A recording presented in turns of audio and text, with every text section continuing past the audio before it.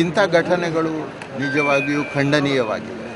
ಇದನ್ನು ಯಾರು ಇದಕ್ಕೆ ತೊಡಗಿದ್ದಾರೆ ಅವರ ಮೇಲೆ ಸೂಕ್ತವಾದ ಕಾರ್ಯಕ್ರಮವನ್ನು ಕೂಡಲೇ ಅಧಿಕಾರಿಗಳು ತೆಗೆದುಕೊಳ್ಬೇಕು. ಇಂಥ ಘಟನೆ ಆಗದಾಗೆ ನಾವು ಜನರನ್ನು ಅಪೀಲ್ ಮಾಡ್ತೇವೆ. ಪ್ರತಿಭಟನೆ ಅವರು ಶಾಂತಿಯುತ ಮಾಡುವಂಥದ್ದು ಅವರ ಹಕ್ಕು, ಆದರೆ ಬೇರೆ ಜನರಿಗೆ ಇದರಿಂದ ಉಪದ್ರ ಆಗಬಾರ್ದು.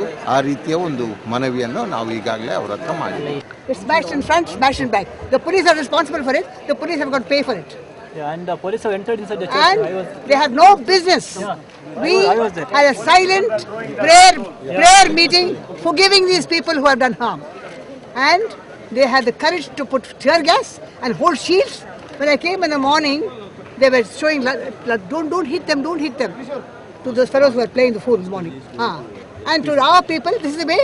Is this democracy? Is this Gandhiji's country? This government must go. An emergency must be brought in.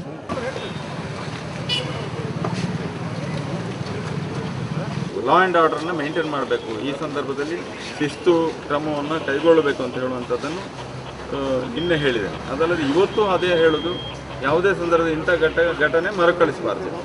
ಎಲ್ಲರ ಮೇಲೆ ಸಮಾನತೆಯಿಂದ ಕಾನೂನು ಕ್ರಮದ ಮುಖಾಂತರ ಅಥವಾ ಯಾವುದೇ ಸಂದರ್ಭದಲ್ಲಿ ಅವರು ಏನೋ ಆಗಬೇಕು ಅದನ್ನು ಮಾಡಲಿಕ್ಕೆ ನಾವು ತಯಾರಿದ್ದೇವೆ.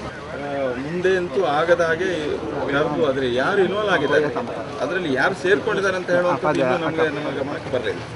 ಅದರಿಂದ ಅದನ್ನು ಸುರಿಗೆ ಪ್ರಥಮವಾಗಿ ನಮ್ಮದೆಲ್ಲ ವ್ಯವಸ್ಥೆ ಇದೆ, ಪೊಲೀಸ್ ವ್ಯವಸ್ಥೆ ಇದೆ, ಯಾರು ಸೇರ್ಕೊಂಡಿದ್ದಾರೆ ಅದೆಲ್ಲ ಗೊತ್ತಾಗ್ತದೆ.